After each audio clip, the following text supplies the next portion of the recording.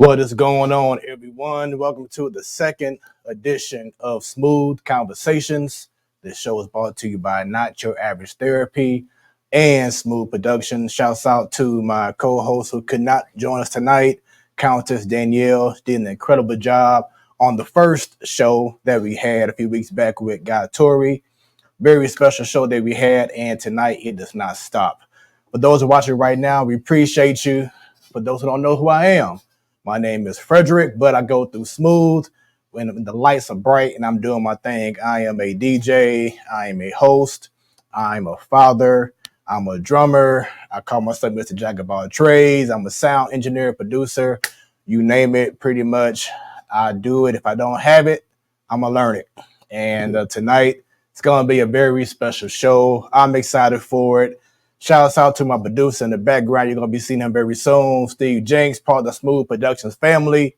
And just in case y'all didn't know, it is Smoooth with 3 O's. So feel free to go on your screen right now, scan the QR code that's on the top right of the screen, and connect with Smoooth Productions. I have all the links. Everything related to Smoooth Productions is right there. So for those like, man, what is Smoooth Conversations all about? Well, y'all haven't seen it yet. This show is all about not being messy, but just keeping things 100, getting different perspectives. I'm here to learn about people in ways that, may not have seen before. And we just want to keep things honest, have great conversations. Once again, keep it 100. We want to keep y'all informed of what's going on. Maybe you didn't realize this was going on or that was going on. And it's all about just getting different perspectives and having a fun time doing so and getting these great conversations in. So let's have a good time, y'all. Like and share this stream with the peoples right now. If you're following our guest tonight on his page, get them shares going. We want to see as many people tuned in because we want to have as much fun and interact with you. If you leave comments, they will be shown on the screen. I can't guarantee that every comment will be shown, but if it's hidden, we're going to show it and we're going to interact with that question or comment throughout the whole episode. So once again, go ahead right now, share this stream with as many people as possible. Let's get all these people tuned in because this man here, if y'all don't know about my brother right here, I've known this man for almost 4 years now. Time just goes by. And I think I saw what he was doing on social media, and it was around COVID. And I saw that he was delivering, fried rice. So I'm like, let me try him out. And ever since day one, this man has been cool with me. He's been cool with my family. He's been a righteous man, righteous brother, man. And y'all see him on social media. Soon, I always say this to my wife. Shouts out to you, wifey. But as soon as he hits live, he has about 1,000 people tuned in, whether they arguing or agreeing. But he's just a very passionate man. He's a great brother. He's a father. He's an entrepreneur. He's a chef. He's a very talented man. He is who I call one of the most passionate, probably the most passionate voice in St. Louis. He's a reverend. No, I was playing. He might as well be. But tonight, he's going to keep it 100 like he always do because we have a lot of great things to talk about. Tonight, everyone, leave comments, show some love, get them shares going once again for the one, the only Ronald Gunn. Yes. What's going on, brother? What's up, family? Good to see you here, man. Pleasure's all man, as always. Man, yes. Glad to have you on the show. He came in rocking the uniform, y'all. You know it's serious. You know it is serious. How you been doing, brother? Man, I'm blessed and highly favored. I ain't got a care. I ain't got a concern in this world. I'm just doing what God lead me to do each and every day, bro. There we go. And I was saying this on our last show when we had Guy Tori on. Just about, I always felt like to me, my purpose has been to provide platform. You know what I'm saying? Okay. To provide opportunities for others who may have had other platforms, but maybe just haven't been able to just be all out as they want to be. And this was one of the main reasons why I want to do the show was that's because we had this talk over a year ago. We did. I'm like, hey, I'm cooking up something special. I don't know when I'm going to do it yet, but I'm going to make it happen. And tonight's the night. And I appreciate you, man, from day one being cool with me. and us doing business together. Yes, Everything sir. has been top-notch professional. Yes, sir. Since day one, and I respect what you do, and I know that you respect, what I've been doing as well with Smoooth Productions. So Yes, tonight's gonna be a great night, and I appreciate you, brother. Yes, I'm glad to be here, bro. Yes, Real sir. talk. Yes, sir. So you giving me all my accolades. So I'm gonna give you some flowers. While you can still smell them. Right. So as you said, it's been about 4 years. You started purchasing rice, and what was unique about you, it was always your order, number one. Right. That order was always unique. You never ordered a box. Right. You always ordered a pan. Right. And even when, I get busy or things kind of, get misaligned, you were always flexible with me. So I always appreciated that. Then, what a lot of y'all may not know, we're not in the studio. Right. This is this man's basement, okay? He may not want me to tell y'all this, but I watched this man rock out over here. Right here, I watched this man mob out in his basement. The brother can dance. Yeah, the brother can dance. The brother does his things on the ones and twos. And I got a couple good drinks back there at that bar, too. So I just want to give you your flowers. I thank you for having me, man. I thank you for inviting me into your home.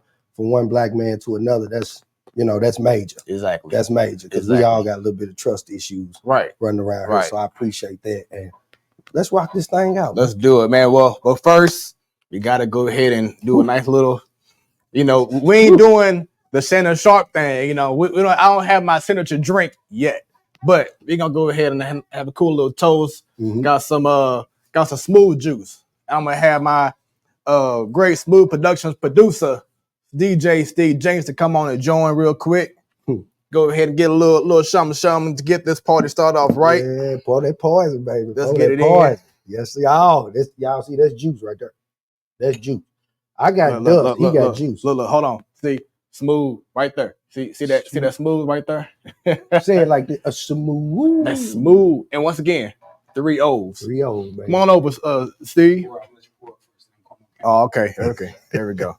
Here he is right here. He like to be behind the scenes, huh? Nothing wrong with that. There we go.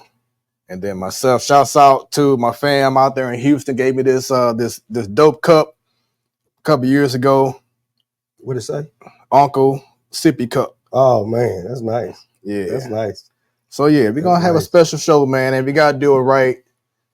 Gotta be us. There goes Steve Jenks. So to a great second episode of Smoooth Conversations, y'all. Yes, sir. Cheers. Cheers.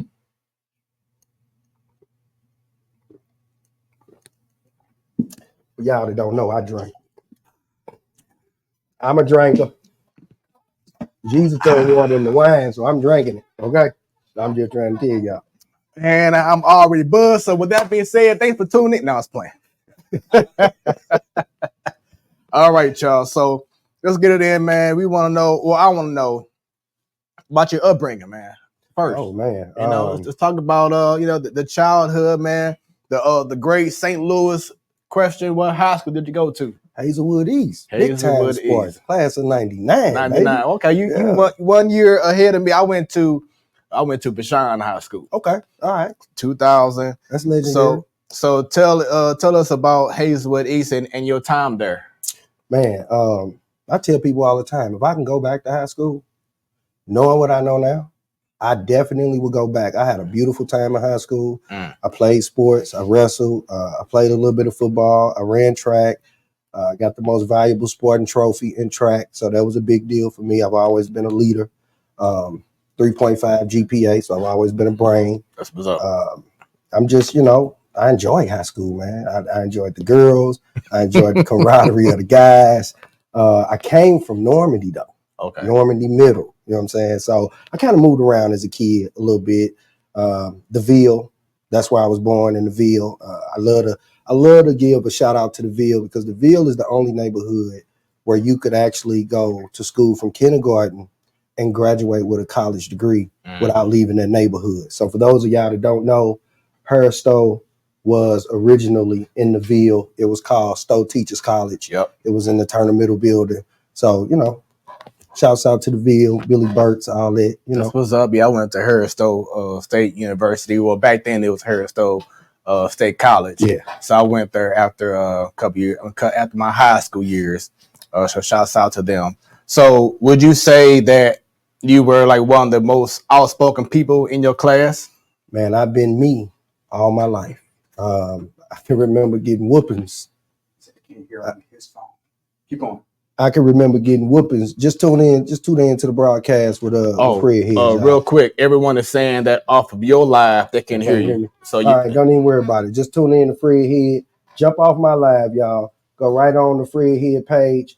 Tune in to that live. We ain't gonna even mess around with that. We just gonna have a great show. Sometimes Facebook do what Facebook do. Right. And we ain't gonna let them interrupt this here session. But I've always been me, bro.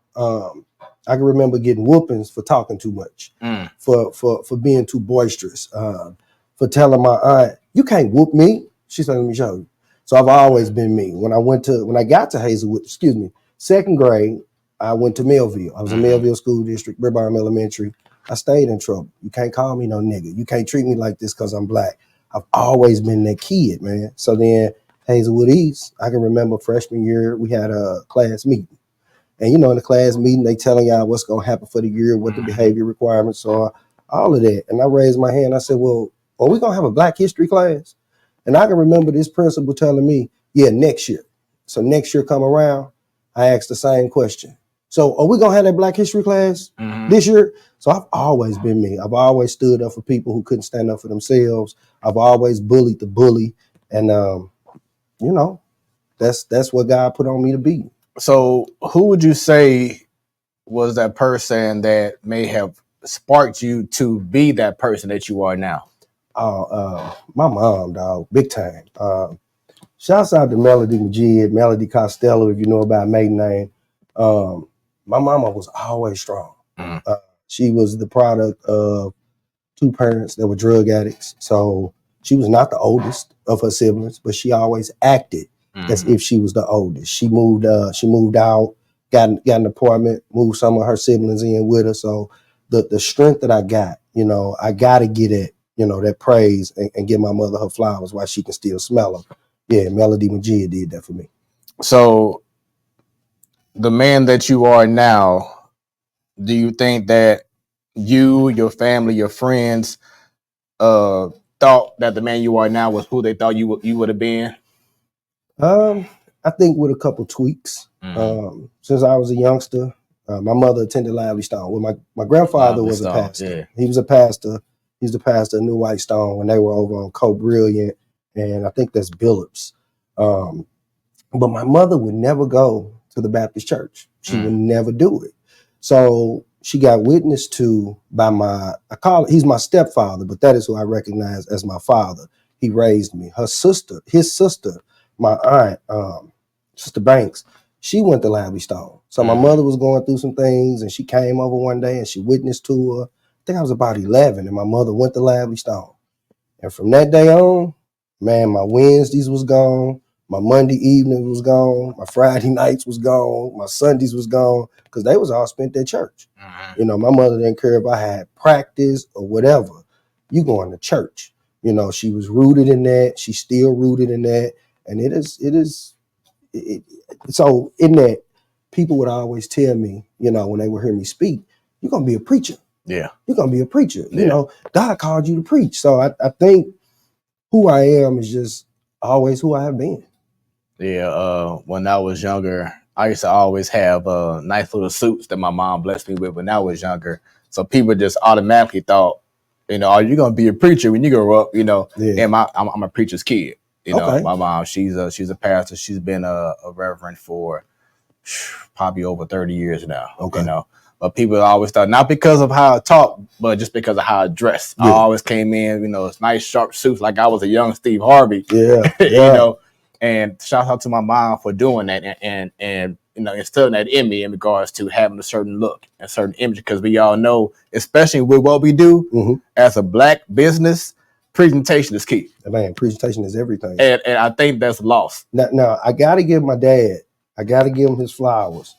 Because, see, my dad didn't wear baggy pants or nothing when I was young. I mean, everything was creased to the nines. You had to fight to get through the pants leg because everything was starched down. He always wore belts. He wore a lot of cowboy boots. He was a cat in his own time, but he stayed short.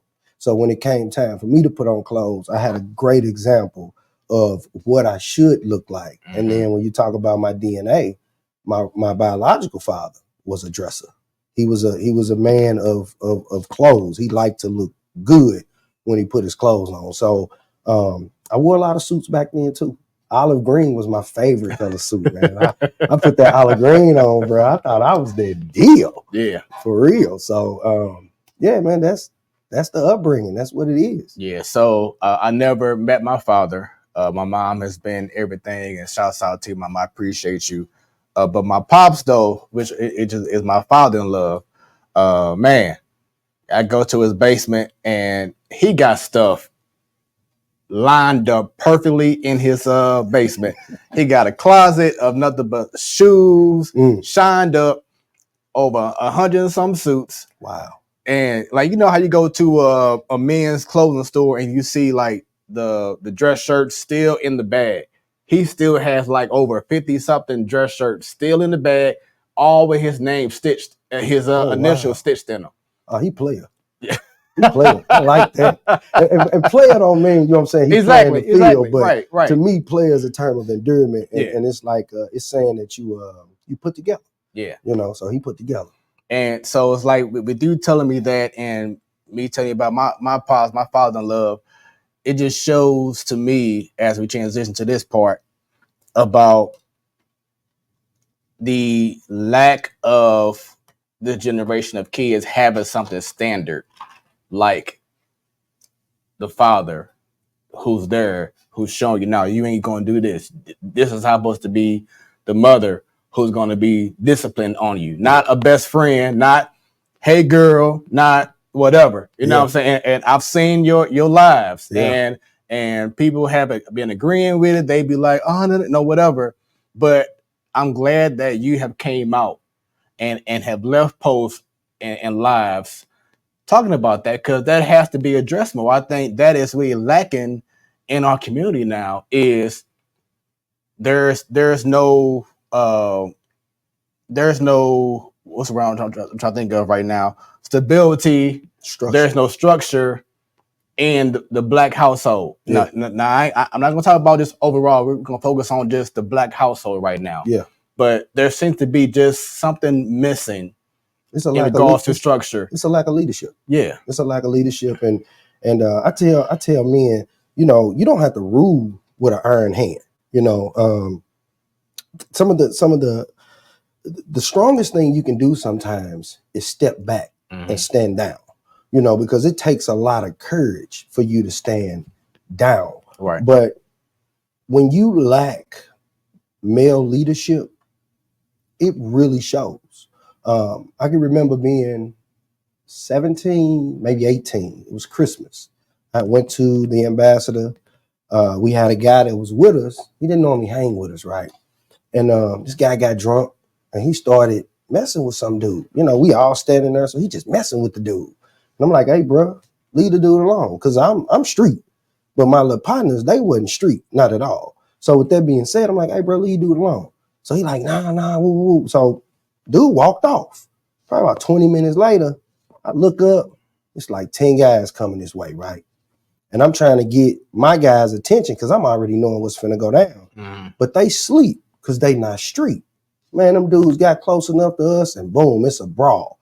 And I remember I'm fighting a dude, and I got a dude inverted over one of the tables. We're at the Ambassador now. You know, they had the little ramps and all that. Right. So we right by the ramp. So I got him inverted over the table, and I'm just hitting him, and his partner swung. And when I seen, you know, out my peripherals, I seen him. He used to box for Tandy. So with that being said, I weaved. Why didn't I hit him? I don't know. But I kept hitting his partner, right? He came right back. Boom, hit me. But he had a bottle in his hand. Hit me with a Corona bottle. Whoa. Yeah. Left a scar right here. I did like this. I seen the blood. I said, we got to get out of here. Something just, it was my instinct. It said, we got to get out of here. So we got up out of there. We get to the hospital. The doctor told me, he said, if he would have hit you any harder, he would have killed you. He'd have punctured your lung. So I'm like, whoa. So, you know, I heal up, get my stitches. I heal up. I call my partner. We going to look for these guys. So my partner coming to the house, and instinctively, my father said, what y'all finna do? Like we wasn't We didn't look no type of way. We wasn't dressed wrong. It was a regular day. He said, what y'all finna do? I said, nothing. He said, B, go stand outside for a minute. And he took me, we were standing in the foyer. I'll never forget this. He said, whatever you finna do, you can do it by yourself. Ain't nobody telling you but you. And that conversation, that leadership from that man who had probably been in that situation before kept me alive. It kept me out the penitentiary, and it redirected my energy for that moment. I never went to look for that guy. I took this scar, and this scar forever be there. But him telling me that leadership, man, it was everything. And I hear him all the time when I'm making certain types of decisions, whether it be good decisions or bad decisions. I heard that voice. So for the men, you know, and I'm gonna say this to the fellas, for the fellas, the men, the fathers, that have children, that have difficulty with the mother of your children, that, you know, she may create hurdles that you got to jump in order to be around your children. Keep jumping those hurdles, because your presence is more than important. Your presence is life and death. And I just want to say that to the men out there, to the fathers, for real. And also it shows that that's what's lacking in regards to these mentality that these young kids are having now. I mean, because as you all seen on Real STL News and on whatever else, you just seen these kids going crazy as if they have no home training, no structure at the house, no anything, which is very concerning. And I count a lot of this in regards to, one, you definitely don't have God in your life. Yeah. Because if you had God in your life, what's going on out here wouldn't be going down as much as it is, That's or right. at all. Two, and the fathers, this is really important because, you know, we're both fathers. Yes, sir. And we have to instill fear into our kids. And we are not doing that. And fear doesn't mean, as a whole, you know what I'm saying? Fear don't mean you beat them up. Exactly. But your voice, the bass of your voice, the sternness. I can remember my daughter telling me, Daddy, when you be mad, whew, I'd be so scared. Because you just be looking like you finna just tear the world up. And it's needed. Yeah. It's needed. They should fear their fathers. You know, back in the day, a woman would say, I'm going to tell your daddy when he come home. Mm-hmm. Kids are straighten up and fly right. Right. Now, ain't no I'm going to tell your daddy because ain't no daddy. And or it's because the daddy is like 10 years older than the kid because these kids having kids. Yeah. So it's like, how can you provide wisdom and knowledge and whatever when you're still young yourself? Yeah. You know, that's also one of the reasons why we're going through this issue right now, because men and women, you know, I recall when I was in high school and I'm a freshman, I'm 14, 15, in going to Vashon High School. And as soon as you walk into the building, for those who went to the V, you walk into the room, the floor, right to your left, you see a nursery. And you seeing 14, 15, 16-year-old girls bringing a child to the nursery. You know, it's like, man. Yeah, that's heavy. You already taken away your fun time, or well, you should be, because you're supposed to be a mom, you know what I'm saying, or a father, you know. So it's like, man, you're negating your livelihood for, you know, your teen years, because now you have to focus on being a mom. Yeah, you got to grow up. Right. I remember my mama told my ex-wife when we first got together. I introduced my mom to her, you know, and all of that, and so they talking, and right before we got ready to leave, my mama said, listen, baby, let me tell you something. Don't let them get you pregnant. Because if you get you pregnant, it's going to change your life. Yeah. And my ex-wife was livid. She was livid. And I can remember probably months later, I asked her, you know, would you have my child? You know, I'm probably, I think I was 20. I asked her, would you have my child? She said, yes. I conceived my daughter. And it changed her life. And she didn't like it. She did not like it. So, you know, we got to learn to listen to the people that were put on this earth before us, that were put here to give us leadership and give us guidance and show us the rights and the wrongs, the do's and don'ts. We gotta start paying attention, and us as being those people now, we have to do what the people before us did. Right. We cannot conform to society and what society say is okay and should be the norm. You can't be 16, 17, spending the night at my house with my daughter. My son shouldn't be 16, 17, spending the night at your house with your daughter. It just should not be happening. Mm-hmm. Because one thing we know is, as my mother say, hugging lead to kissing lead to rubbing lead to what? And Yep. it don't take long to make a baby. Yep. Just take one little moment to change your life forever. Yeah. And I'm proud to say that I didn't even have sex in high school. Oh, that's dope. I wasn't even and I mean, hey, no shade, but it was the V too. I'm like, no, I am not gonna have my first dealing with someone in high school, because first I was big on school. Of course, my mom was too. Yeah. But big on education and sports, and I didn't want anything to stop what I was doing. Right. And I knew that if one little moment that I say, man, she bad, I want to see what's up, that could have changed the next 3-4 years of high school. So no, I didn't have sex. I had opportunities, temptations, the whole nine, but no, I didn't do it. I remember state. We was in state and for basketball. This is my sophomore year out of Columbia, and teammates had a white girl in the room, butt naked, in the nude, beautiful black witness, and they were like, Smooth. I mean, no, I'm sorry. They were like, Fred, come on, man. I'm like, it ain't worth it. You know what I'm saying? Yep. She's not worth giving up all this.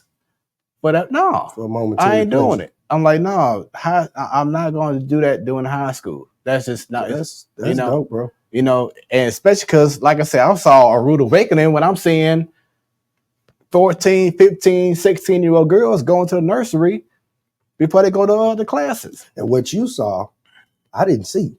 Like, we had girls that that got pregnant in high school, but it wasn't the overwhelming numbers that you may have seen in a poverty-stricken area. Because when we came out here, my parents had their house built back in 95, 96. I'm a 15-year-old kid, and in my bathroom there's a sauna. So my life was a little bit different, even though we had a lifestyle that that could have landed me in that situation. But because of the way that my mother reared me, I just couldn't do it. Like, I was selling weed and had a curfew. Like, all my friends, they didn't have curfews. And every last one of my friends, pretty much all of my friends, had kids in high school. But I didn't, because I had a curfew. 12 o'clock hit, I better be at that door. And if I wasn't at that door, the next day when you called me, right, she would answer the phone and say, Ronald is on restriction. Oh, man, you talking about embarrassed. I used to be mad at my mama. But to this day, I thank God for her, because I probably would be dead in jail, have 100 kids, and even worse, if she hadn't did the things that she did and laid the law down the way that she laid it down. And I use that in raising my own children. And to those who may have been mad as a kid when someone snitched on you and say, hey, your son is out here doing this, your daughter's out here doing that, thank you for being that person. Because like you said, we could be long gone by now if that wasn't, a factor back then, which once again is something that's definitely missing our community. And, with that being said, to my mom, thank you for all you done and instilling fear in my eyes when I knew, okay, I'm tripping. Let me get right. And going back to what you said about how, your daughter would be like, whoa, when she hear your voice, the same way my baby girl is. I could tell her, come downstairs, and she'll think all of a sudden something is going on. Yeah. So it's very important as parents that we cannot be their best friend, their in regards to treat them as a best friend or your homegirl or your homeboy. You have to let them know that I'm the parent, you're the child, no matter how old both get. That's real, because you never stop being a parent. My daughter's mad at me right now because I'm not gonna stop being a parent. I don't care because you're 21 years old. Mm-hmm. The things I did at 21, I was a dummy. I got a cousin. I went to Alabama A&M. I came back home, and she said, "What are you doing?" I said, "I'm finna run this business. I've always been business oriented. I'm finna run this business." And woo. She said, "Just tell me this. What are you gonna be doing in the next 5 years that you couldn't stay in school and finish up?" Her son got his degree. Shout out to my cousin Bellucci. He's an engineer for Boeing, been an engineer for Boeing. I think that's the only job he's ever had since he's graduated college. But when she asked me that, I had all of these things that I told her. And when that 5-year mark hit, I was still doing the same thing that I was doing 5 years prior to that. Mm-hmm. So, it takes us to be that person. We got to push our kids. We got to hold them accountable. When they hit 21, when they hit 30, when they hit 40, you still going to be a parent. So making sure that you can progress with your child, but you still have to understand that your life experiences are always going to be something that they haven't experienced yet, because time don't tell no lies. Exactly. So Exactly. I love it, man. So let's talk about keeping with being a black man. Talk about the struggles right now of being a black man in this world today. What are your thoughts on that? I almost want to say, being a black man is what it is. Mm-hmm. It's sometimes difficult, it's challenging, but it's all a mindset. Everybody's gonna face adversity.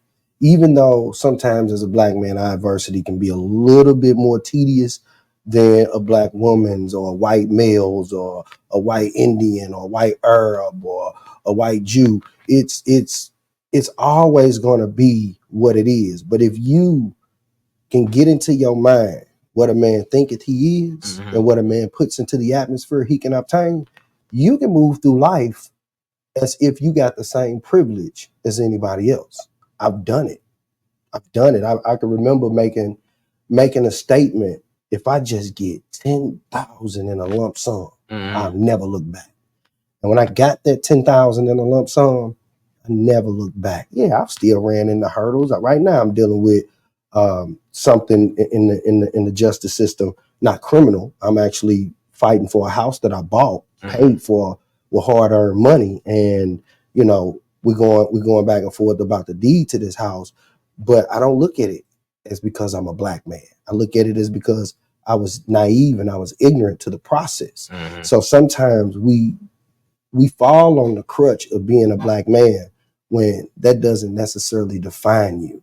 You have to be willing to put forth the effort to be the black man you want to be, and not just say, well, I can't get this because I'm a black man. I can't do this because I'm a black man. I can't go there because I'm a black man. When it comes to my kids, I can't get custody because I'm a black man. Hell, I got custody. I am the custodial parent. Mm-hmm. I receive child support. I'm a black man though.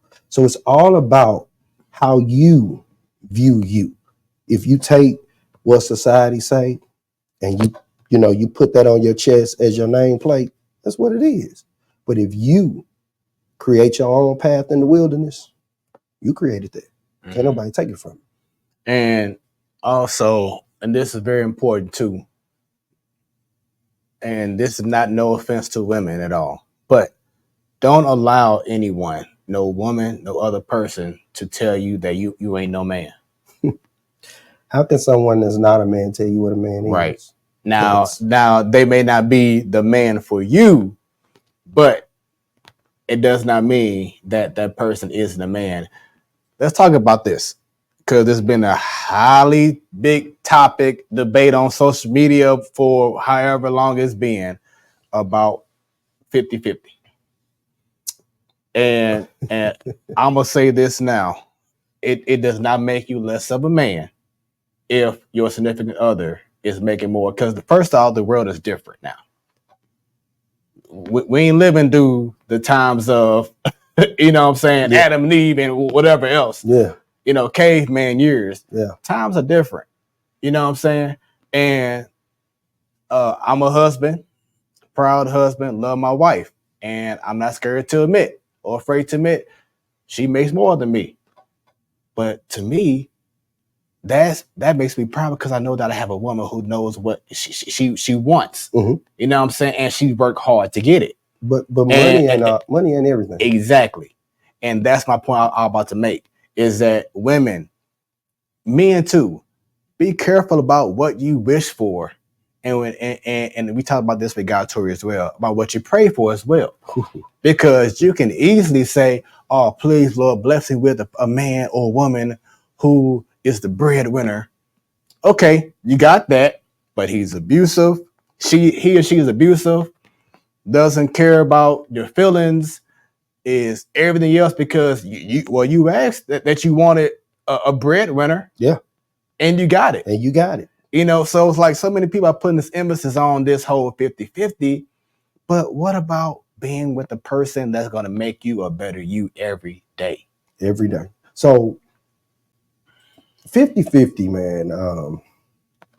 I'm just a logical thinker. If our mortgage or our rent is $1,400 and I make $800 every week, well, at the end of the day, I can't pay that $1,400 that she may be able to pay. Or let's just say we got rent, mortgage, we got car note, we got car insurance, we got all the bills that people have. My money, if I make less, she may say, well, baby, you want to designate your money as a spending money? Cool. It doesn't matter who make the most. It's all about how y'all come together in the house. You know, right. If one person, let me push that button. I think that may be the problem. If one person doesn't gross enough, it's gonna pick it up. So be it. You know, so be it. But it's about teamwork. Teamwork make the dream work. I can remember when I was married. That was a time when I didn't have a job. You know, I was running around doing what I could to make what I could make. She had a solid job. So we made sure that the bills were paid. The money I brought in, that was the money we played with. Right. And that's just what it was. But I tell men all the time, your value ain't what's in your pocket. Your value are your hands to me. Your value is your heart to me. Your value is your brain, because you can make all the money and be a slime ball, and you can be broke and be God's gift. You know, being a stay-at-home husband at one point in time when I was married, it was a real thing. Cook, clean, get the kids off to school, pick the kids up from school, all of that. She didn't have to worry about none of that. So it's all about understanding who you are as a man and having a value system that's bigger than your financial stability. That's just how I feel. And before I continue, once again, you are watching Smoooth Conversations. This is our second episode. I am Smoooth. Shouts out to my co-host, Countess, who could not be here tonight. But we have special guest, Ronald Gunn. We're talking life. We're talking everything right now. If y'all watching right now on his feed on Facebook, feel free to enjoy it. You should now be able to listen to everything we're saying. But also, if you want to get even more views, more production on your screen, go to Smoooth Production, Smoooth with 3 O's on YouTube or on Facebook, or put in Fred Head, Fred space HEAD. You can also go to Not Your Average Therapy on YouTube as well, or actually, should I say, Madam Countess on YouTube as well, or go to her Facebook page, Sunshine Monroe, SUNSHYNE Monroe. So we everywhere. We on Twitch, Smoooth Productions as well. Once again, Smoooth with 3 O's, y'all. And we everywhere. Check out this show and leave comments and questions. We want to be able to interact with you throughout the show as well. Our producer, Steve, he will be, if it's a great question or comment, he'll go ahead and post it. We'll interact and go off that as well. So get them likes, get them shares going. You see on the bottom of the screen right now. and let's continue to have a good time in this conversation. But so just going back in regards to being a black man, um,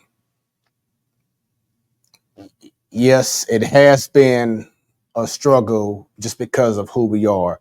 But as I was saying before, in regards to not letting anyone define who you are, Right. you know, as I said before, my wife, I had no problem with it because it makes me proud, that I have someone. Because first off, I prayed for, Mhm. and God blessed me with the woman that I prayed for. That is goal oriented, it isn't content, wants to go for more, Mhm. and then it also drives me to do what I'm doing. And as you said, I may not be the breadwinner, but like you said, it's all about everything else. Yeah. You know what I'm saying? Yeah. And I make sure that she's happy.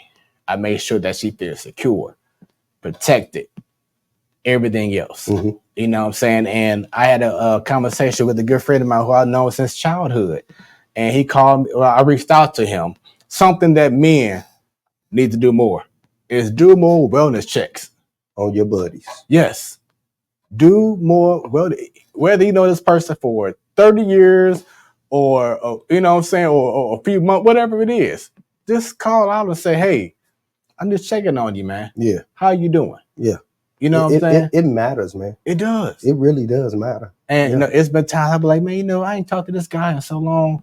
I just want to see how you doing. Mhm. It does not hurt just to go ahead and just push that button and say, hey, or send a text, hey man, Yeah. how you doing? You know, for me, man, text message is a nuisance for me. I feel like if you can't call me, like if you checking on me like that, I agree. pick that phone up. I agree. You know, I may text you back, oh, I'm straight, bro. But when you call me and I say, hello, and you say, what's up, bro? I'm just checking on you. And I be like, oh, I'm cool, fam. Nah, bro, you don't sound cool. Right. You know what I'm saying? Where you at? Like I had a buddy, man, I called him, I say, what's up with you? You know, what you on? He was like, man, we need to go fishing. That's code for we need to talk. We going fishing, Right. but we need to talk. Right. You know, he need to get something off his chest. And what's amazing about this relationship with this guy is I haven't known this guy 2 years, but we have very in-depth conversation about being a man and the struggles of being a man. And I've learned some things from him. He's learned some things from me. We've cultivated an environment where other guys come. Like he invited some of his buddies one time. I invited, my nephew to come out. It's not like we don't know each other. And immediately when everybody comes together, it is an immediate conversation. And one of the guys actually said, I've never been able to talk to other men like this. And I think it matters. Men have feelings. I tell people, men are way more sensitive than women. Yeah.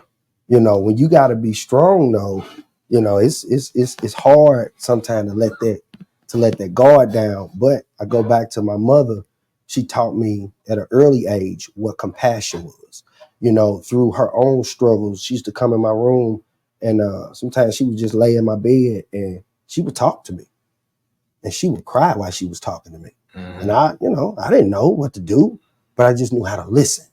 So she taught me that compassion early. So when I see people in need, or I see a male friend of mine that's going through a struggle, I got a buddy, I told him, I said, hey, you've been drinking a little too heavy.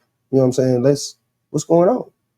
And he broke down and he said some things to me. And I was thankful that he was able to be open with me. And I just told him, let's try and work through it, because we all got problems. But what's funny is that same friend, when I was going through the hardest time in my life, I called this man, and I cried so hard on that phone, I couldn't even get a word out. And he was like, bro, where you at? You cool? And he took care of me. I'm talking when I say took care of me, it was almost kind of like how your mama do. She scoop you up and just, oh, baby, it's going to be all right. He did that in his own way. And I'm forever in debt to him for doing that. You know what I'm saying? So as men, we gotta take care of each other. Yeah, and as I was saying earlier about my boy who I've known since we were kids, I reached out to him to see how he was doing, and he just got married about 2 years ago now. You talking about Mike? No. Okay. And he was just talking about how his wife is, the breadwinner and the whole nine, and he feel like he should do more. Okay. And I'm like, dude, she didn't marry you because of how much money you make. She married you because of who you are. So continue to remind her of just who you are. Everything else will take its course. Don't allow money to be the reason why y'all don't make it. You know what I'm saying? Yeah.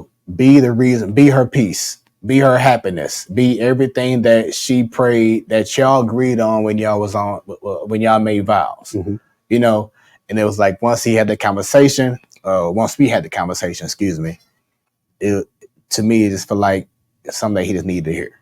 Yeah, that reassurance is everything. You know what I'm saying? Iron sharpen iron, steel sharpen steel. Right. You can't take copper to steel and think that you finna sharpen it. What's gonna happen is that copper is gonna get cut through. Mm-hmm. So, you gotta be, as the Bible say, equally yoked in relationship. And relationship don't just mean romance. This is a relationship. Friendships are relationships, business relationships are relationships. So you have to be equally yoked. You can't be with somebody that believe pimping is the only way of life, and you marry. Y'all gonna bump heads all the time because he ain't gonna understand when you say, "Hey, bro, it's 2:00 in the morning. I got to go home now." Because when I get home, I gotta face the music. When you get home, you ain't nobody there. Right. You know what I'm saying? So yeah, that reassurance, man, it was everything probably for him. So on the flip side, now we're not here to, as we said before, women can't tell men how to be men, and we're not trying to say to women how to be women. But there was a live that you had months ago, maybe sometime last year, when it was really pinpointing how these women are just dressing certain ways, acting certain ways, and I tuned in for a minute, and just seeing the conversations and seeing the back and forth and whatever. So I just want to give you this platform, and then we'll continue to speak on it. But just your thoughts about women and respectfully calling them out for not being more ladylike. Your thoughts on that? A guy told me one time, we were riding, we were getting high, we were smoking weed. He's a little bit older than me. And every time we got ready to get out the car and go in somewhere, he would spray himself with a little bit of cologne. Uh-huh. And I said, man, what's the point? You still smell like weed. He said, well, in everything you do it with a touch of class. So I'm going to say to the women, you can be sexy and be covered up. You can be sexy and not reveal everything. You can be sexy. You can be sexy in jogging pants and a t-shirt. It's just all about how you present you. I had this conversation with my lady, and I just, I said, I need to tell you something. And, it was hard for me to say this to her. I told her, I said, I'm tired. She said, what do you mean? What are you tired of? I said, I'm tired. I said, it's like I'm watching a porno all day, every day. She said, huh? I said, at the grocery store, at the parts store. And I said, you know what? Let me tell you about the girl who walked in the parts store today. I hang out in the parts store. I'm a mechanic as well. So I'm in the parts store, chopping it up. Little girl walking in the parts store. She got them high-waisted biking shorts on. And she fit. She put together, crop top. I'm gonna call it a sports bra. They probably call it a crop top shirt or whatnot, but it looked like a sports bra to me. And everything, you know what I'm saying? Everything is showing. Camel toe hanging out, you know what I'm saying? And I'm like, Jesus. And I just told her, I said, like, what we supposed to do? Who said this? I think Jay-Z said this. How do you stay faithful in a room full of hoes? Like, that's what we deal with. And I'm not saying that all women are hoes because they dress a certain way, But I am saying this, ladies, you know, you can wear it a little looser sometime, or if you're gonna wear the leggings, you know, put a long shirt on. You know what I'm saying? It's rough, man. It's rough on us. It's rough on us in relationships. It's rough on us being single. It's just rough on us because all we looking at is everything you should see in the dark, in the bedroom, not in the daylight at the store. You know, you got your son with you. I seen a lady, man, she had the shorts on, you know, the ones that come all the way up where the booty cheek fall out. Like, come on, baby, you got your son with you. Right. Where's the respect for your kid? So for me, yes, I love beautiful women. I think women are God's greatest creation. Some people think it's the trees and the animals and the world. When he made Eve and he made women, like, he showed out. You know what I'm saying? Like, he dropped the mic on them. Man, like, let's go. Boom. Boom. You know what I'm saying? Like, they have to understand their value. Right. You know, the value is not in showing off that shape. You know, I've seen Muslim women, you know, in the whole hijab and fully covered, and, you know, you looking at them like, God, she's beautiful. Imagine if you knew what was under the hijab, and imagine, I mean, the robe or whatever they call it. Imagine if she revealed her hair and she got that beautiful hair. Imagine all of that. You just looking at her face and you can see beauty beyond words. So sometimes, ladies, less is more. You know what I'm saying? I really feel like sometimes less is more. So do less of showing it off and do more of leaving things to our imagination, as the old folks say. And I guarantee you, we'll probably get back to households where you got men and women in that household. We'll probably get back to where men are more faithful. We'll probably get back to happy wife, happy life. Mm-hmm. You know, we'll probably get back to those things. But to the women understand their full potential and their full value, and they stop, you know, burn it all, is this world is gonna be bad. Because technically, women run it all. Right. They run it, everything. Right. Everything that a man does, he does for the attention of a woman. You work out, you ain't doing it for your partner to be like, cuz your arms cut up. You're doing it for that woman to salivate when she see you. You don't want to make a lot of money, so your partner say, cuz you make a lot of money. You're doing it. So when you out and about, they look at you, they say, that's a high value man right there. Mm-hmm. You don't drive a nice car for your buddies. You drive a nice car so you can get the looks from them. So everything that we do is for the attention of a woman, ultimately. So women, when y'all learn y'all true value and y'all really can bask in that, man, y'all gonna change society, I tell you. And then also, and this doesn't make it even better for men to do, but let's, like you said before, go out, you see a woman around a lot of nothing. And then women get mad when they approach a certain way. Hey, you get what you pay for. You get what you pay for. I tell women all the time, don't tell a man to have conversation with me, you got to buy me a drink. That's prostitution. Mm. Don't tell a man to date me, you got to pay a bill for me. That's prostitution.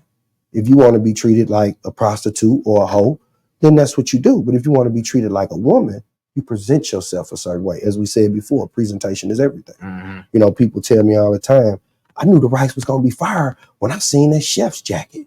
Not a t-shirt, a chef's jacket. Not a baseball jersey, a chef's jacket. I took some classes, and in those classes, they talked about, it was some security classes. I used to do private security, working in the schools and all of that. And they told us, they say, when you see that officer and his boots shined up, his pants creased, and his shirt's tucked in, and his duty belt is shining, and everything is on that duty belt in the right place, you reverence him different or her different. But when you see Elmer Fudd, his boots dirty, his pants too big, his shirt wrinkled, his badge dusty, dude can't even run. Mm-hmm. You're going to do whatever you want to do. You don't even respect the uniform at that point. So once again, presentation is everything. How you present yourself is a lot of times how you're going to be approached, like you said. And then on the flip side, ladies, I guarantee you, if you start telling these men, pull your pants up, unless the men are swinging the other way, they're going to be like, okay, let me go ahead and do what I gotta do because I like this woman. I'm attracted to her. I want her to be attracted to me. Women, if y'all tired of seeing these men with their pants below their ass and they ethical draws, right? You know what I'm saying? Say something. Say something. If you see something, say something. Ain't that what they say? Right. So yeah, I'm with that too, Yeah. man. And brothers, just pull your pants up anyway. You know what I'm saying? Like as a young man sagging, I can remember my hips used to hurt because I'm waddling as I'm walking because I'm trying to keep my pants up right as I'm walking. But I never knew it that's why my hips was hurting. Mm. So once I got a little bit more mature and I started wearing my pants on my waist, that hip pain disappeared. It totally left. So with that being said, fellas, pull your pants up, wear appropriate fitting clothes. I got a little tummy. Y'all know I got a little tummy, right? I can't come outside in no large t-shirt. I got to know better. Then you want to have a large t-shirt on, sagging, because you want to show your belt. Bruh, just bring it all in and put it all together. I understand that some of us are who we are, what we are, we do what we do, and all of that. But at the same time, just in everything that you do it with a touch of class. And then going back to parenting, I think it's also important for us, as they always say, experience is the best teacher. That too. So as my daughter grows up, continue to grow up, I want to make sure that I provide everything that I knew that when I was young and when I was out here doing whatever, so she can be prepared for what's to come. Yeah. So I think that outside of just disciplining our kids and of course instilling fear, but you also want to give them the reason of why, so they can understand what's going on. You don't want to be like, man, I wish I had the opportunity to have told my child the reason why this, or to prepare them for the real world. And once again, it goes back to kids having kids. They can't really share that. Yeah, they don't know. You know what I'm saying? So it's very important that we also let them know the reason why we're doing what we're doing, so they can understand and we can try to prevent them from things that's going to come to them when we're not around. True that. Very, very, very important.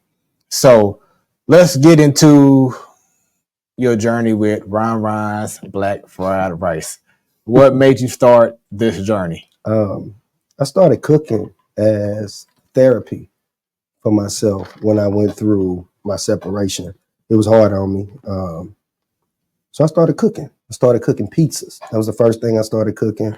I wasn't on social media until I got separated. So I got on social media. I'm looking, like, what is this? What are people doing? So I started seeing people posting food. I'm like, so they put food on here and people show what they cooking. So I started making pizzas. My pizzas resemble Emo's pizza. And people were like, man, them pizzas look good. Can I get one of them? And I had this one girl, she kept asking. So finally I let her come and get a pizza. So she came and got that pizza. She was like, man. So it went from pizza to private chefing. So I would cook my food and post on the internet, and people started asking me, are you a chef? I'm like, no, I'm not a chef. I just cook. They're like, no, you know something. So I started taking it seriously. So I started going to school, as I call it. I've always been a night owl. I like being up late at night. So it's 2 a.m.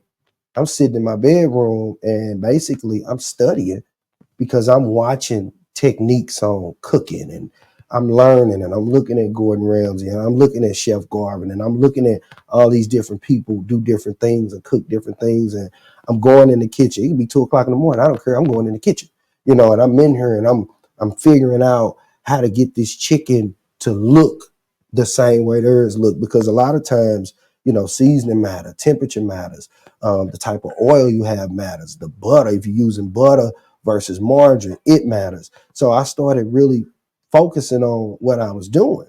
And then that led me into private chefing.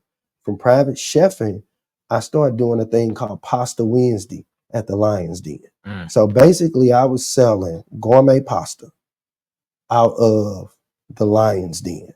And when the people started getting it, they couldn't believe it. Every single box of pasta that I made, the sauce was made from scratch for each order. There was no big pot of sauce and I'm just dumping it over noodles. No, we went in with the mushrooms, the onions, the bell peppers, whatever protein I was using. We deglazed that pan with the chicken broth. Then we came with the heavy whipping cream. Then we came with the Parmesan, and I can't give y'all all of my cheeses, but we came with every cheese I use, I grade myself. I never use pre-shredded cheese. I don't do it. So I built each box. It took me about 20 minutes to make each box. So I started doing that. From there, I can remember going to the Rice House.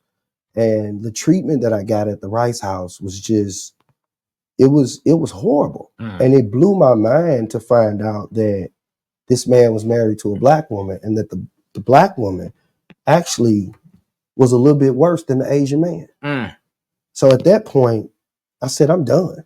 I'm done with the Asians. I went live on Facebook. I said, we done with the Asians. From here on out, Big Boys Burgers. He was over in Berkeley. Right. He was making fried rice. And I had saw a picture of it. I said, we're going to Big Boys because this look authentic. That's where we going from here on out. So I went over to Big Boys, walked through the door, and the guy was sitting there eating. He said, he's the reason that I'm here right now. So I ordered me some, I like special fried rice. That's my thing. So I ordered me some special fried rice. Dude gave it to me, and boom, I ate it. I said, man, this it.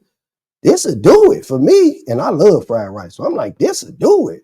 So I went there probably about 7 or 8 times. And I think he was starting to close the business. So things were declining. And from that point, I said, well, you know what? I'm gonna make my own. So I started making Round Round's Black Fried Rice, the first version of it. And man, it was probably 20 different ingredients in this rice, man. Trying to get this rice to taste the way we like for it to taste and to look the way we like for it to look. But then to also add your own flavor to it, right? More so to give us the authentic version of what we like, just created by somebody that look like us. Gotcha. Because, you know, I believe, you know, you can't reinvent the wheel. Yeah. So I just wanted it to be authentic. So I started making it and I sold some rice to this lady. And the lady called me back and she said my rice was salty and it tasted like ginger. And in my heart, I could have threw that phone. While I was hot. Don't tell me my food ain't right. I was hot, but I took it in. And I stopped selling it because what I knew was what she said. It wasn't authentic to me. People were telling me they loved it, but it wasn't authentic to me. So with that being said, I started going around tasting different fried rice. And at this time, I hate to say their name, but I'm going to tell my story. At this time, Lefties had just got their brick and mortar. And I said, I got to go down here and try it because I had heard things about it, you know, and I really wanted to disprove the rumors. I wanted to go, and it seemed like I've always been an influencer since I've been on social media. So I wanted to go down there and get this rice and tell the people, y'all some lying ass folk. This rice fire. That's what I wanted to say.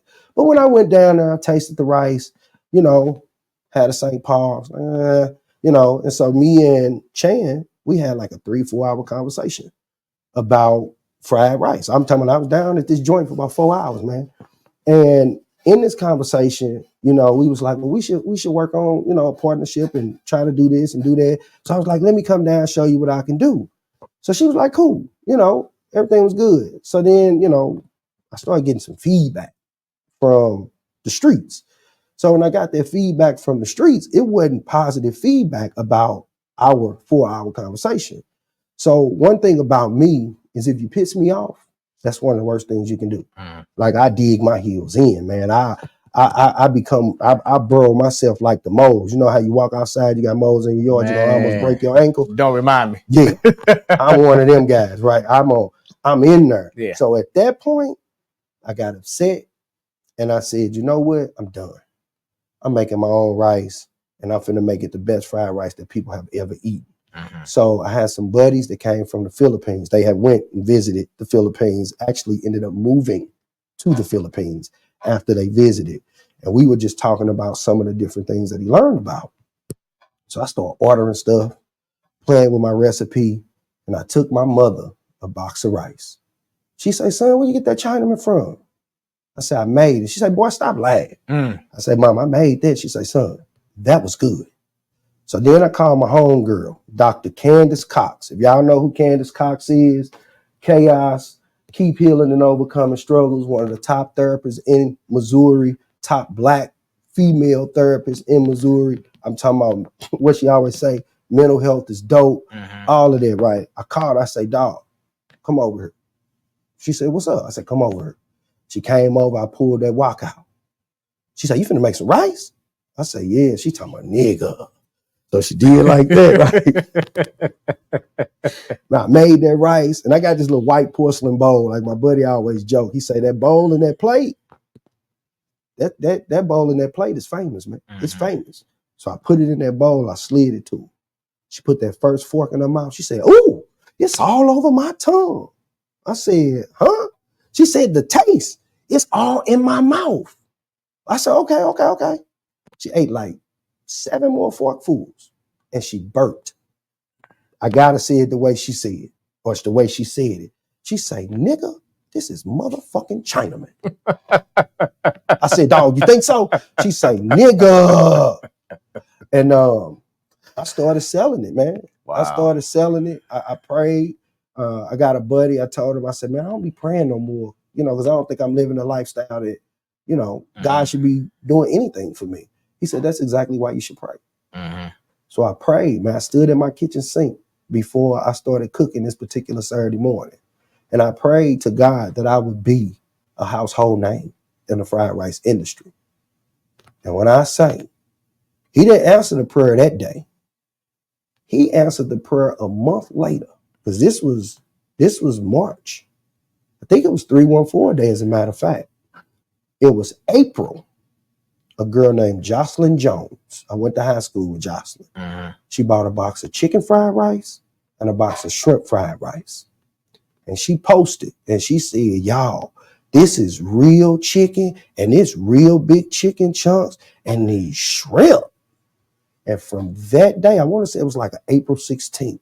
From that day, my phone has never, ever stopped ringing. That's amazing. That's my story. And as you were talking about your story and how things got started, I think for me, I was on the search of trying to find a new home in regards to getting fried rice, because I was staying at a time when I met you, I was staying in Ferguson.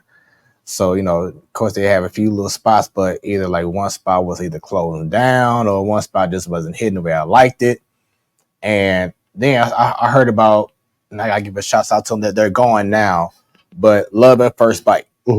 And they had like these huge chunks of meat. And I'm like I had no idea that you could do all that with fried rice. You know what I'm saying? They had big pieces of duck meat. I mean, like huge, like that big piece. I'm like, wait a minute. Okay. They're like, this is fire. But then eventually they closed down.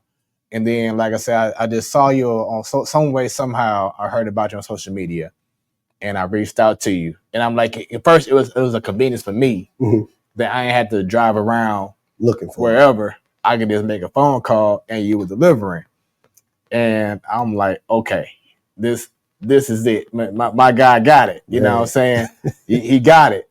So I still can't believe it. Yeah. So started off meeting up, either at people's homes or meet up spot like we used to do, depending on situations, whatever. At the gas station. Right. To now a food truck. Yeah. How, like, just from your point of view, man, when you realized that you had the opportunity to have a food truck, I know in your mind you was like, oh yeah, business is about to pick up even more. What were your thoughts about getting that food truck, and how has it been going now? I just was progressing. You watched The Shy? Yeah. So you remember when Yep. Coogie's brother got that food truck? Mm-hmm. I called Candace, and I'm crying. Literally, I'm crying. I say, dog, that's gonna be me.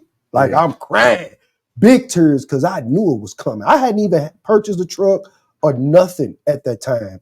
But I believe that God gonna order my steps as he see fit. And what they say, he ain't gonna put too much on you. He ain't gonna put more on you than what you can bear. And so in my mind, I felt like the food truck was the next logical step for me, because I've never worked in a restaurant. I've never been to culinary school. So everything that I've learned by teaching myself. So when I was selling the rice, a friend of mine, his name is Orlando, he sells barbecue. Mm-hmm. And best burnt ends I've ever had. I love his burnt ends. And he was like, man, I'm gonna build me a barbecue truck. So he bought 2 trucks. And to this day, he still hasn't completed his project. But when he bought the trucks and we would talk, and he would tell me, like, I'm doing this, I'm trying to make sure they're running right, and da-da-da-da. I started looking at trucks. Mm-hmm. So I asked him, could I buy one of his trucks? And we couldn't come together on pricing, and I'm glad we didn't, because the truck I wanted, the motor was actually bad in it. So we couldn't come together on pricing. And one day I was just kind of dinking around on Facebook, and somebody posted a truck. And I called the dude. I said, man, can I come and see it? He was like, yeah. I think the truck was like $2,500, which was a steal. It is always going to be a steal for that, because everybody know what they use these trucks for now. So I go see him, and I called my buddy. I had him come with me. He knows more about mechanics than I know. He's older. He's been doing it longer. So I called him. I said, man, I want you to ride with me. He said, okay. So we rode over there, started up the truck. He say, looked like he got good bones. Gave that man that $2,500. I drove off in that truck. Now the truck wouldn't go over 20 miles an hour, Mm-hmm. but I took it. I took it home and I parked it behind my garage, and I let that truck sit there, man, probably for 6 to 8 months. Didn't touch it at all.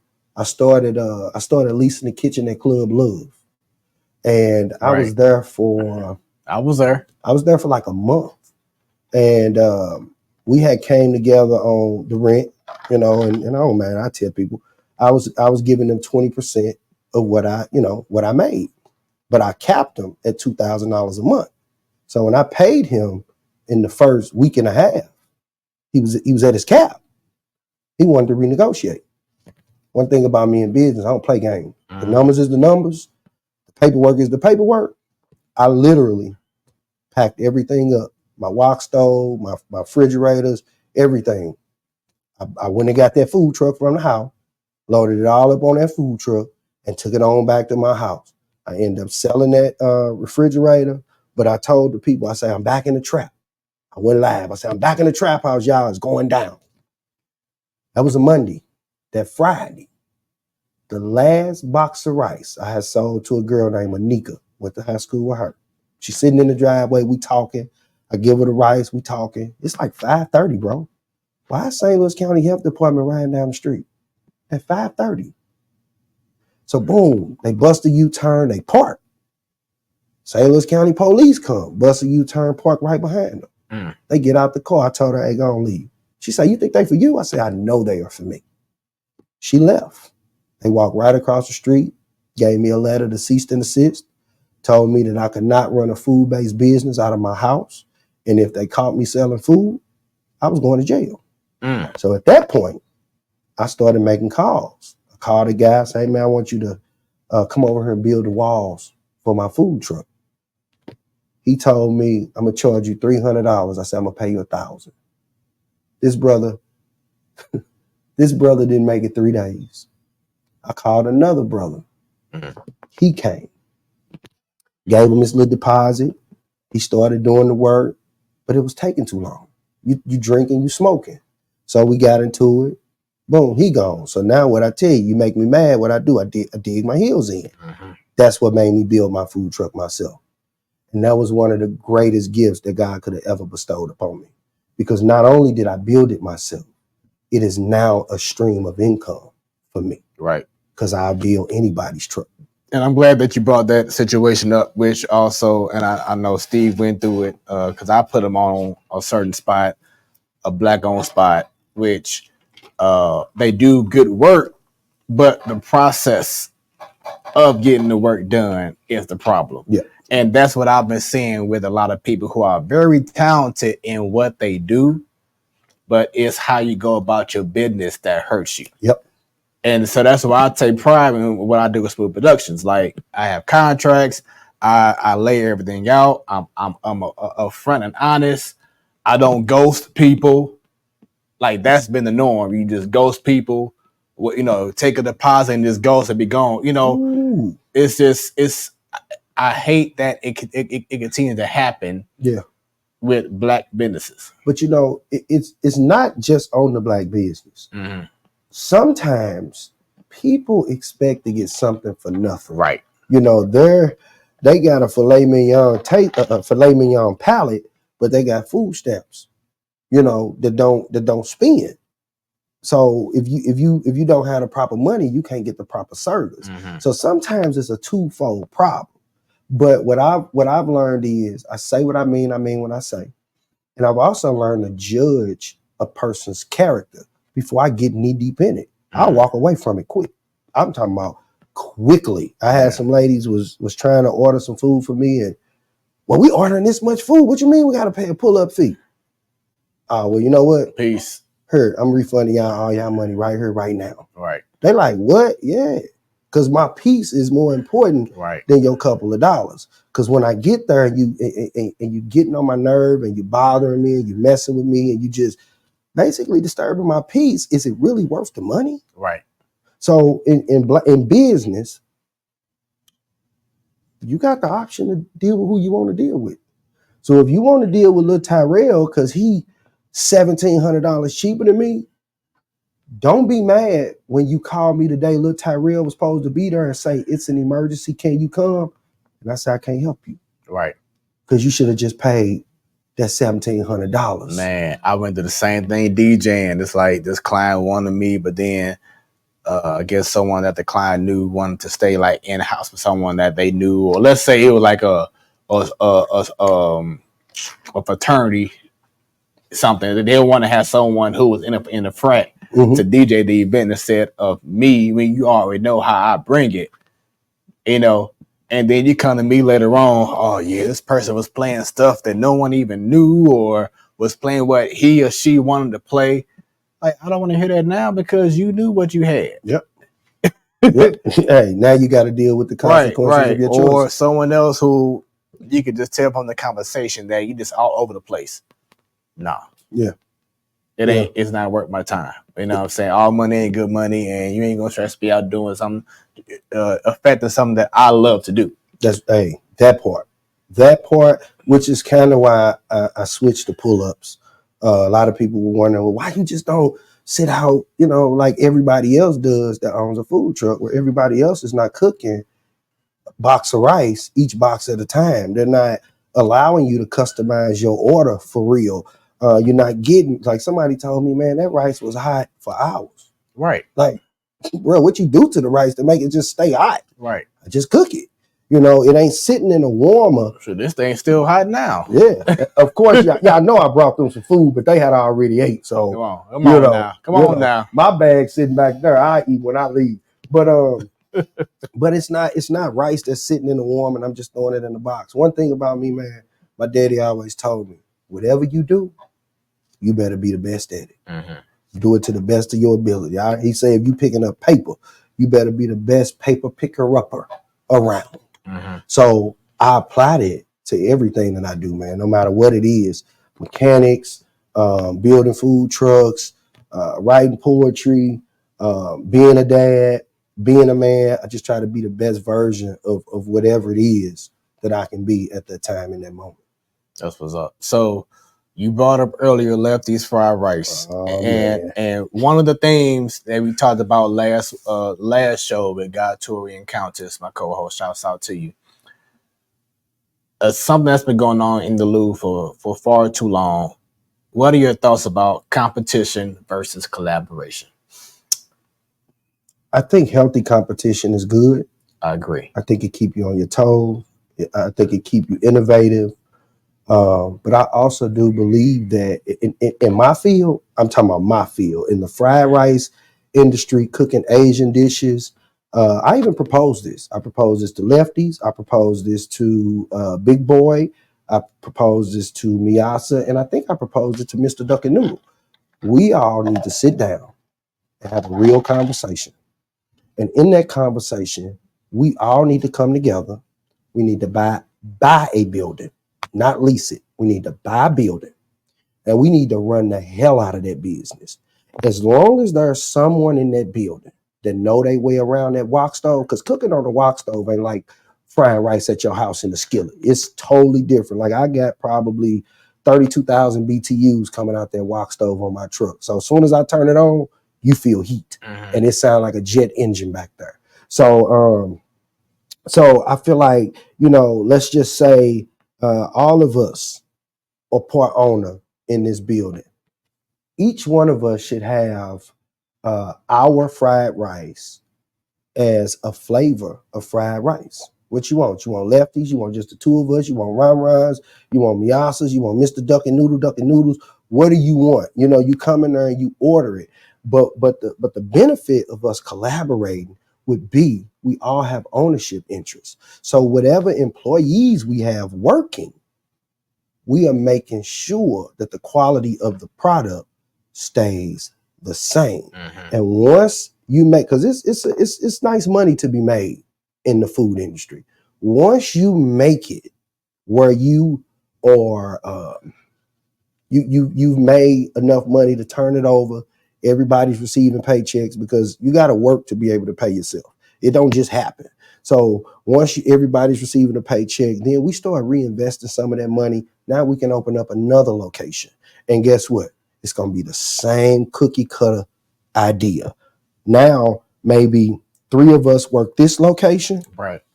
3 of us work that location as management. So we are always in tune with our employees. So I think that, and if we do it that way, I think that we can force some of these Asians off the street corners. Because I tell people all the time, you can pay me now or you can pay your doctor later.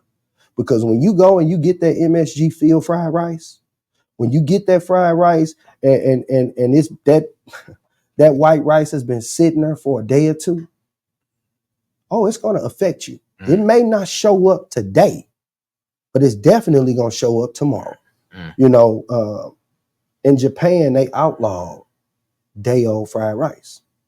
All the rice they sell had to be fresh because they linked day-old fried rice and the bacteria that grows in it directly to heart disease. And what do we have running rampant in our community? Correct. Heart disease. Not only is 215 milligrams of sodium in a teaspoon of MSG. You got MSG, you got soy sauce that's sodium filled.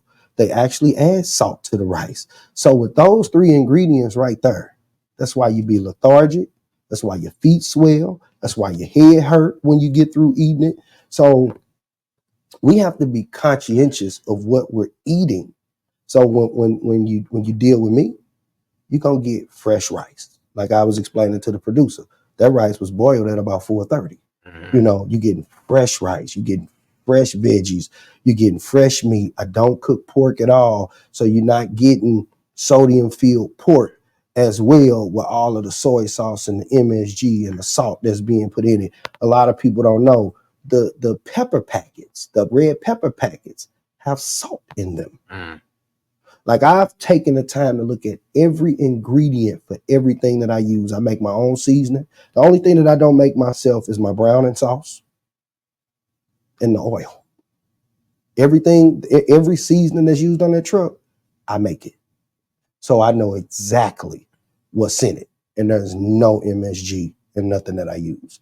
In fact, I don't even add salt to my seasoning. If I were to give you some raw seasoning, it wouldn't pack the punch that you would be looking for because there's no salt in it. So it was something that you brought to my attention as we were eating some of the delicious black fried rice earlier, that you don't use a normal fork in regards to kitchen fork unless you're at a restaurant because you use plastic.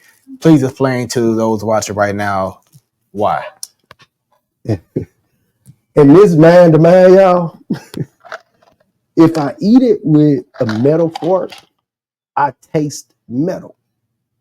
So woks get extremely hot, and there is something called wok essence that smoky flavor that you kind of get with fried rice. That's the wok. That's the high heat. That's why Asians always tell you, well, you won't be able to do this at home because of the high heat. You got to have high heat. But I could actually taste the metal if I eat it off of a metal fork. So I have to eat it off of a plastic fork. I don't want it to be no bigger than this. This is it. I don't want too. It's crazy because I don't want too much rice in my mouth at one time. But I may go in 3 or 4 times to get enough rice.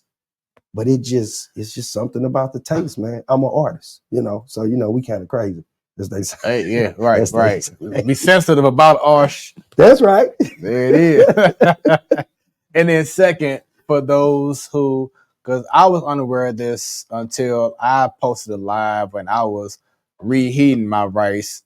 But at the time, I was reheating it, just putting the bowl and putting the microwave. And people was like, "Oh man, you supposed to reheat that in the skillet or a wok." So explain to those the difference. Before me and my lady bought a house, I didn't have a microwave. Patience. We're gonna put it in the oven, or we're gonna put it on the stove. I believe that food is to be cared for. You got to have some patience with it. You got to have some reverence with it. So I'd rather you reheat my food in a skillet because it's just an overall better taste. It's just better. Microwaves, they just don't do it for me. I don't. If I'm pressed for time and I got to do what I got to do, I got to do what I got to do. But I would rather throw a little bit of olive oil in a skillet. Let that skillet get hot. Throw that olive oil in there. Let the olive oil get hot. Throw that rice in there. Toss it a couple times, and boom, you almost back to square one. And the unique thing about my rice, as I say, it's fried the same day it's boiled. So you can leave it in your fridge 3 or 4 days, and come back to it. Versus when you eat from the Chinese spots and you come back 3 or 4 days, it's spoiled. Got you. So there you go. Got some tips. Plastic forks for better results, and reheating with the wok or skillet. I guess you would say preferably a wok, right? It don't matter. Okay. It don't matter because the wok essence is already on it. And, you can cook with a wok at your house, but you still don't achieve that level of heat because your stove just don't produce enough BTUs. If you remember, I put out a commercial when I used to cook out my house, and I was setting the wok down, but the flame was this high off of my stove. I had modified the stove so that it could actually kind of cook like a wok burner. Got you. Yeah. So it really don't matter. So next topic. Oh, he finna jump into it, y'all. I already know. Here it is. Here it is. Go ahead, show on the screen, producer. On the left, oh Lord, Mr. Chime Time. On the right, Darius Cooks. Let's start with the guy on the right, Darius Cooks, who came into the Louvre a few months ago for about a good couple of days, a week or so, and made his presence known and shook up the St. Louis scene. And not just the scene, but yourself as well, because you really wanted him to come check out your black fried rice. Correction. Okay, go ahead. I could have cared less if he came to eat my food. I said earlier, I bully the bully. I just feel like when you come to my city, somebody got to stand up for the city. Right. The reason I didn't get into it with the Mr. Chime Time thing is, when Darius came and he said the things that he said, some of those things were very accurate. I had experienced some of the same things that he had experienced at some of the same places that he had been to. When Chime Time came, same difference. I don't always tell people where I'm going and where I've been, but I've been to a lot of places. I do this thing that I call giving back. So that means, like, if I see a new food truck out that I may know who they are, but I've never seen their truck out, or may have just gotten their truck. I could literally be eating while I'm driving past them. I am still going to stop and buy something. Why? Because that's my way of giving back. Just let me patronize you. If I really like it, I'll say something about it. If I don't really like it, I won't say nothing about it, because I don't want to necessarily tear down the business.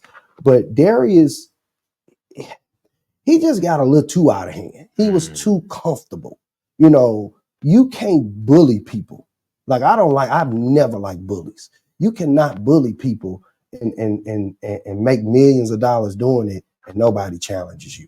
So for me, I was just standing up for my city. I really, honestly, and the people that really know me, they'll tell you, like, yeah, he didn't care, because one man ain't gonna make me rich. It's the same as with my friends. I got friends that have never, ever had a grain of Ron Ron's black fried rice, unless they just came to my house and I was cooking it. I don't have an issue with that, because they my friends. They're not my business associates. They're not consumers. They're not customers. They're my friends. So I compartmentalize people. But Darius, he was disrespectful, and he was out of line. And I consider myself to be an ambassador for my city. So I felt like I wanted to stand up to the bully. And a lot of people misunderstand my passion for anger. Like, I don't get angry about a lot of things. And if I'm angry, move out the way. But passion, if you don't have passion, what do you have? I don't like people that are melancholy all the time. I don't like you if you can never pick a side. If you always, I just want to stay out the way. You ain't my type of brother. You got to stand for something. Right. You got to stand for something. Now, Chime Time, he's a little different, but at the same time, that's his platform. Right. And the way he says what he says is indicative of why people tune in to him. People tell me all the time. They see me in the grocery store. Hey, man, you keep saying things how you say it. I appreciate you. They like what he do. They like what he say. They like his delivery. They like that he has passion behind what he's eating and how he feels. Some of the things, just because I've gotten calls and I've gotten some coaching, and people have said, well, maybe you don't want, like, the whole A-verb thing. Maybe you don't want to say it. Maybe you shouldn't have said it like that. Maybe you do need to apologize. I'm a man. So, as I said before, the most powerful thing that a man could do sometimes is stand down. Right. So apologies sometimes are necessary. Chime Time may need to apologize to some people for his lack of candor. But to others, maybe you need to apologize for the food that you put out here. Right. And the reason I really didn't get on Chime Time's case is there was a black business owner. Darius went down to that particular restaurant, and I commented about his review. I saw that. Yeah. Okay. This business owner sought me out. This person already knew me personally. We had already met. I had been there. I had ate because we met at Restaurant Depot. And this particular person, as a result of that, has slandered my name. Wow. With businesses. And I know this because I've gotten the messages. Hey, I was trying to get you into my job, and they said they didn't want to work with you based on what this particular person said. And notice, I've never addressed it on social media, and I'm not going to address it now. I'm not going to say that person's name, because what's for me is for me. And the fact that you are mad about the truth, hey, God already, he whooping you. He going to keep whooping you until you can understand, what's valid is valid. What you need to change, you need to change. When that lady told me that rice tasted like ginger and it was salty, I had to go back to the drawing board. Do you feel St. Louis businesses have a problem with taking in criticism? I think that people have a problem taking in criticism.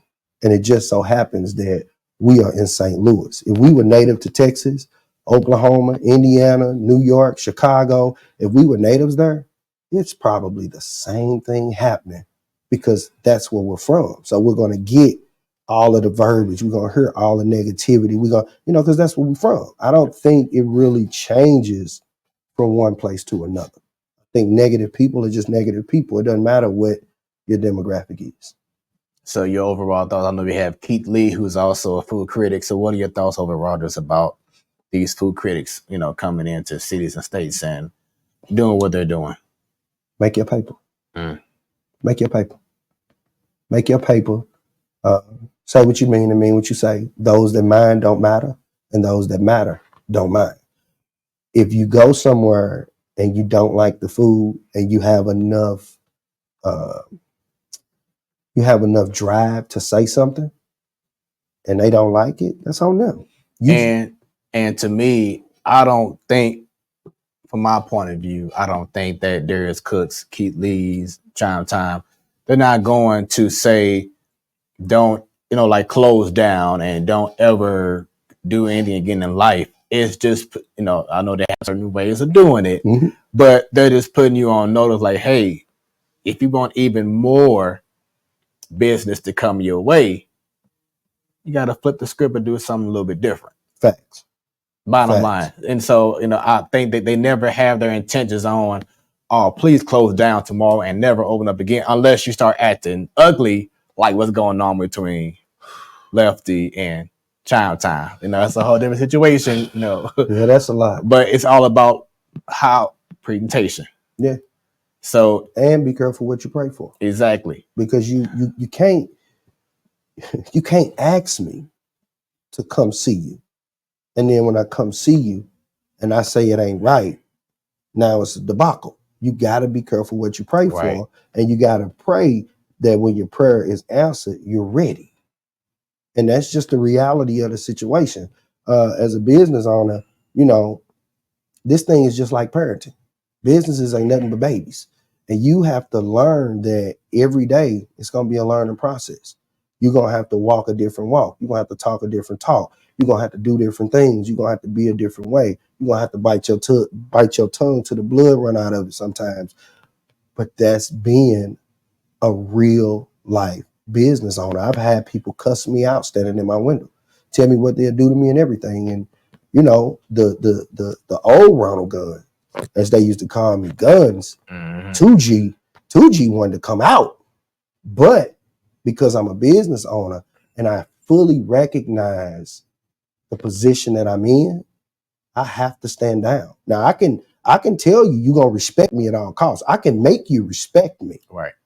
But there's a way to do everything, and verbiage really does matter. I could tell you, leave me alone by saying, hey, I'm working right now. I'm really busy and I'm trying to focus on getting these orders out. Can I talk to you later? Versus saying, hey man, I'm busy. Leave me alone, dog. It's the same thing, but me saying it in a more appropriate manner is 9 times out of 10. Number one, it's going to lower their level of frustration. And number two, it's going to allow me to do my job and not be in my truck and somebody come past and shoot it up or climb through the window on me. And now we in the middle of this truck tussling. So, it's a way to do everything. And also it's important to not allow people to have you stoop to their level. So sometimes you can't help it though. Sometimes you can't help. I've been a victim of it. I've been on live with 10 grand in my pocket and told them, if you want to do it, we can do it. I liked Kuth, but it was a learning. In fact, that memory just came up and I wanted to share it because it was funny, but because I've grown in many different types of ways, I felt that it would have been inappropriate to share it. It just would have been pouring fuel on the fire. Yeah. And I remember going back to passion, how you said, passion, showing that passion. If you don't show your passion, then, you ain't trying to be associated with someone who not showing their passion. And something that always stuck with me, because I'm a very passionate guy when it comes to things that I do. And I remember I was going for a certain position at my current job. And I was denied that job because I was too passionate about what I do. I was told that except for me taking out the fire, I would ignite the fire even more. But my issue is that sometimes things need to have a fire so people can kind of wake up and get, like see what's going on and why you have a lot of people having issues because of what's going on. Sometimes you got to destroy it to build it. You know what I'm saying? You know, it's like, hey, but who's the reason why the fire started? But they go back to that old thing where they say the teacher don't never see who threw the first punch. Mm-hmm. They only see who hit back. You know what I'm saying? So, you know, it's exercising restraint and understanding how to convey passion is something I'm still working on. Mm-hmm. And, you know, as black Americans of African descent, we definitely have to be cognizant of how we display our passion, because it can be misconstrued in a whole lot of ways. Yeah, because the manager at the time was like,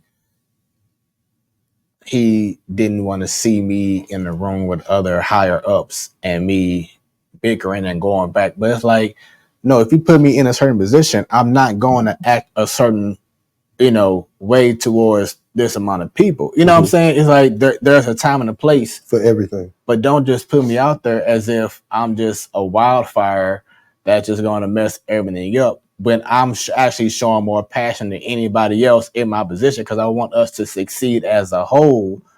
Don't tell me that my passion is preventing my promotion.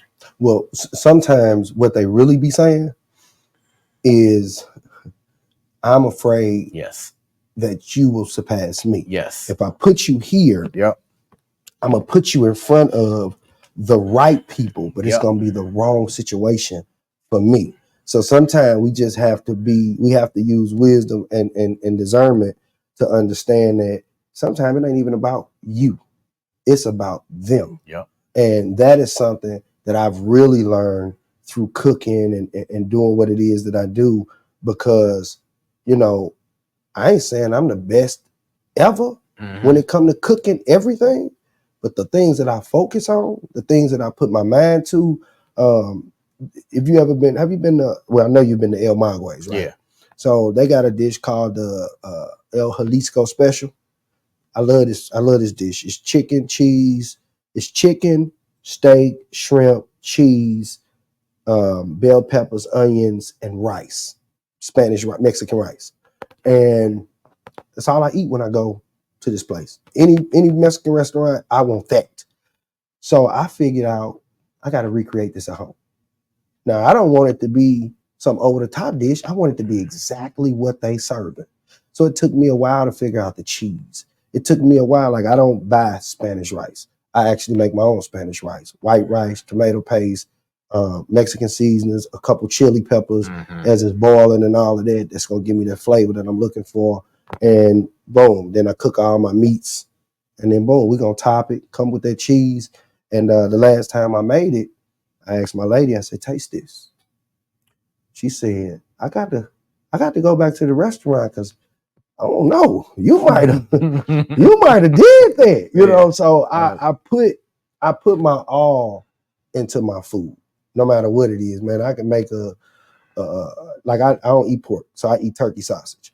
I don't eat pre-cooked turkey sausage. I cannot do it. So I found raw turkey sausage. Well, what's the company? I think it's Tennessee Pride. They had a turkey sausage and it tasted just like a pork sausage. They discontinued it. So guess what I did? I figured out the seasoning to get my turkey sausage to have that flavor. And people that eat my turkey sausage say, you sure this turkey?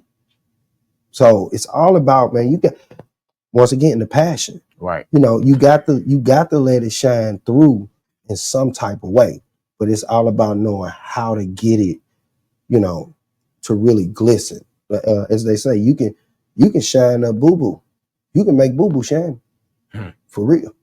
Man, speaking of boo-boo, we have an upcoming election. And yes, as you see, Trump and Biden is like we're voting for what they would say back in the day, like you voting for the best, trying to vote for the best of the two evils. The best of the two evils. And for Biden, of course, it's the age. You know, it's like you almost 90 years old, and we saw the last debate. Yeah. And they basically talking about golfing and my handicap and whatever. And then Biden, today I think had a press conference just to let the world know that he's still capable, healthy enough to run America. While of course we know what Trump is all about and about the Project 2025 and everything. So as a voter, how are you coming to this election knowing that maybe both decisions may not be popular decisions, but what are you going to tell these people who are going to be voting coming up this election season?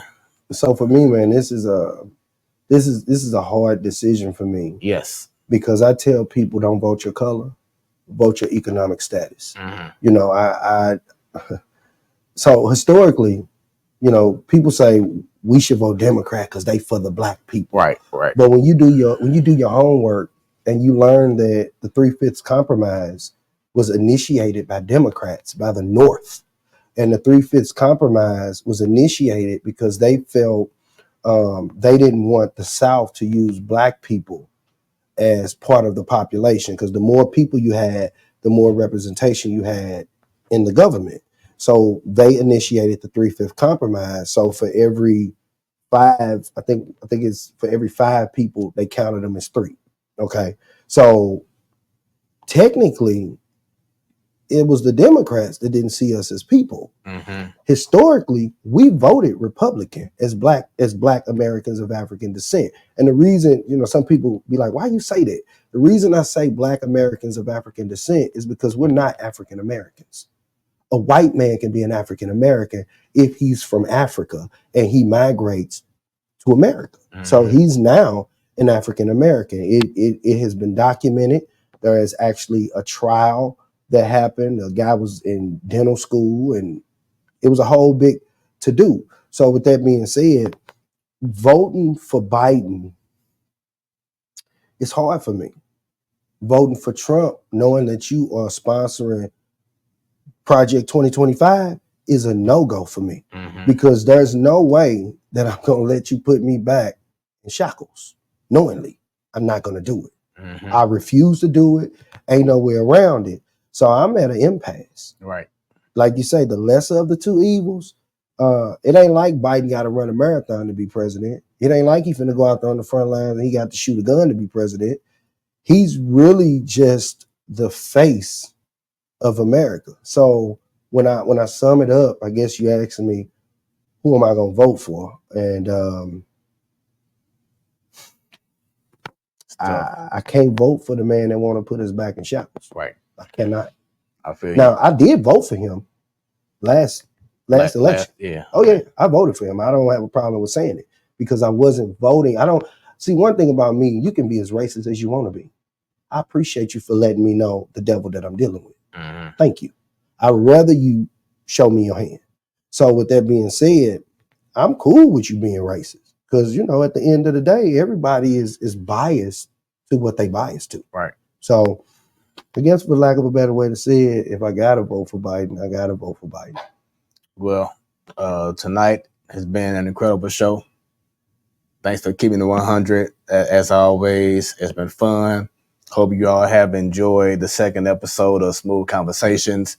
What's next for Ron? Ron is looking for a brick and mortar. Ron is also working with a guy. I'm actually going to bring a guy on to operate that wok stove with me because I actually have 2 wok stoves on the truck. Okay. I want to be able to get those St. Paul's out. I want to be able to just service the people in a better fashion and give them more of what they want. If y'all are wondering where I'm going to be next, every 3rd Wednesday of the month, I'm at the Midwest Wine Bar in Ferguson, right next door to Kathy's Kitchen. Very nice spot. Yeah. And if you didn't know, it's black owned. It's owned by 3 women. They all went to Riverview Gardens High School. So come out.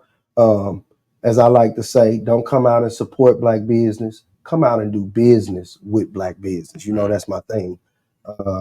And remember, book y'all pull-ups. I'm gonna be opening up the calendar for the rest of July. I got a couple things going on in July. Where I'm going to be, there's a boxing match that's held out in St. Charles at this sports complex out there. So Ron Rounds will be out there serving the VIP people. I think that's like July 19th or something like that. August, I think it's the second week of August. There's a tennis shoe emporium going on. It's going to be downtown on Washington. I think it's at the Hawthorne, if I remember right. Ron Rounds is going to be down there. So make sure y'all come out, buy, sell, trade your tennis shoes. They're going to have a lot of exclusive stuff. So make sure y'all come out to that. So Ron Rounds got a couple things going on, but what's really next on my agenda is finding a brick and mortar so that y'all can come in, sit down. I can show y'all a lot more of my skills and my talents, and I can keep feeding the people. And speaking of feeding, continue to support Smoooth Conversations. You can, if you know someone that would be a great guest on the show, get their story told, you can email us Smoooth Conversations. Once again, Smoooth with 3 O's, y'all. smoothconversations@gmail.com. And also an alert that all future shows start next time. It will be just on YouTube. So you have to subscribe and click that bell at Smoooth Conversations, y'all, on YouTube. So Smoooth Conversations, once again with 3 O's. All our future shows will start being on there. So we need to get as many people tuned in, subscribed, and look forward to having plenty more shows. Shouts out to, once again, my co-host Countess, who couldn't be here tonight. And also to my producer, DJ Steve Jinks, part of Smoooth Productions family. I am your boy Smoooth. Have a great rest of your evening and a great weekend. Smoooth Conversations, y'all. Appreciate you, brother. Appreciate you. And if I may say this before we go, y'all know my slogan, right? The cake is all dough, baby, and the ice cream turn to milk. Small change make big money. Be the change you want to see. There it is. We out, y'all.